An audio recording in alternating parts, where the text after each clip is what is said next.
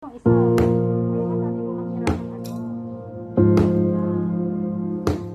bote din sa kanila.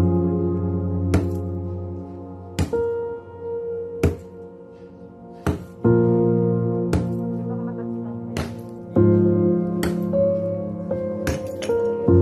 Matay sila naman dyan.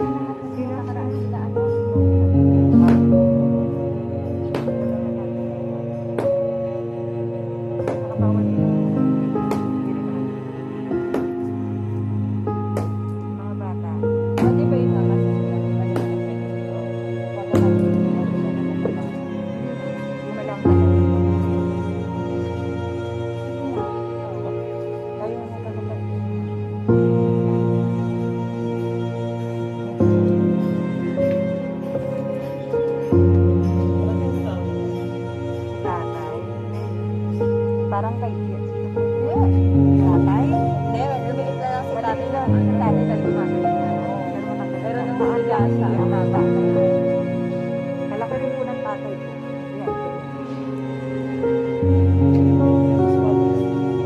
Ang magbaba tatay ko. Baka kami na siya. Pag ipaparinig ka sa kuya niya na ako.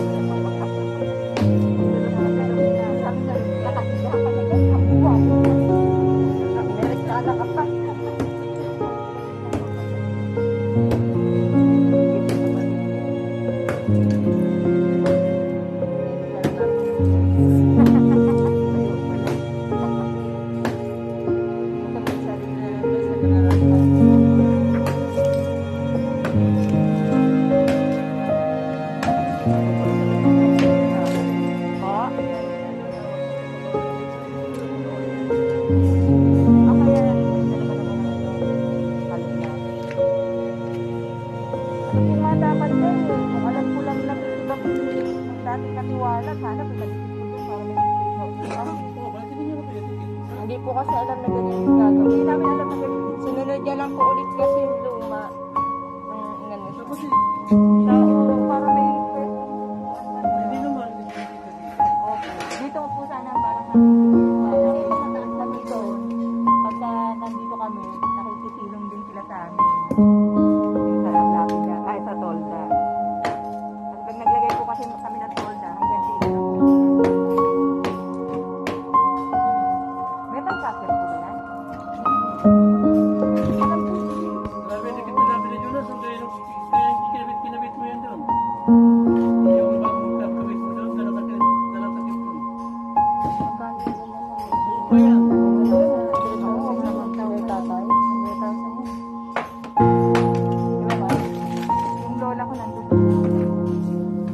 $100,000 na sabi. Oo. Puti yan, di ba? Brown? Parang brown? Light brown. Parang gold yung gilid. Gold yung gilid. Parang golden brown. Mag-tape na din yung ulo. Same lang ng ha?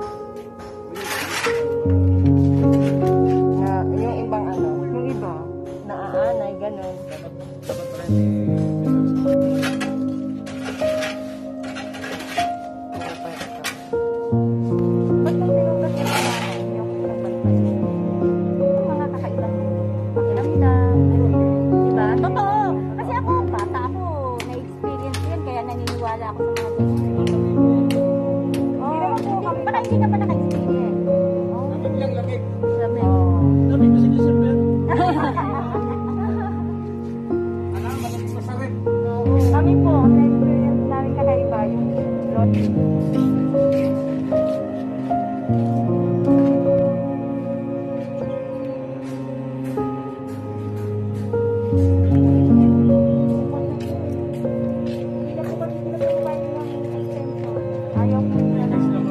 Sige po. Nabutukan na. Apa. Salamat po. Apa. Oo nga eh. Okay na, naiintindihan din namin yung sitwasyon. Naiintindihan din namin yung sitwasyon. Okay lang. Oo. Siyam sila ngayon, siyam.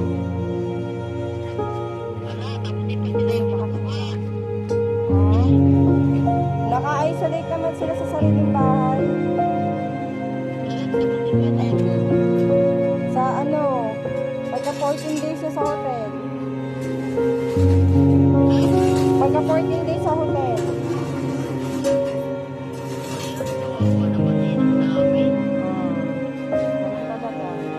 Hindi pwede, pinapa-advance clearance nga namin para makaabot man lang bukas sa payayakay yung pag-ibig. Sa tapat na, oo, sa tapat na si Sabi.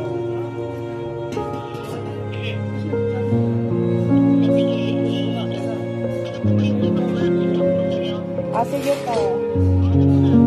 Alin? Alin? Alin ba? Hindi kasi di ba papasahan mo? Oo, ayun yun, yung number ko. Nakikita niya yung pangalan ko, tunay. Danimar. Apo, masasend niya na yun. Sige po. Sige po, salamat po. Apo, narinig ko nila. Narinig nila.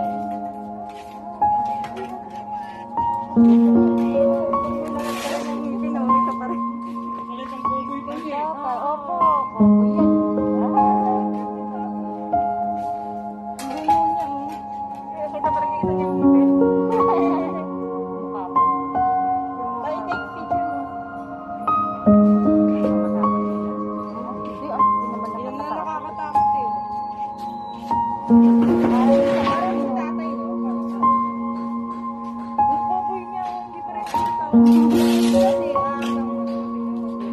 paan niya, oh.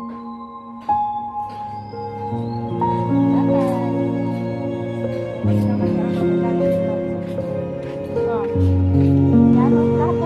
kasama na lang ng Kobo. Doon, sasama ng Kobo. Paborito niya kasi yan. Doon na sasama.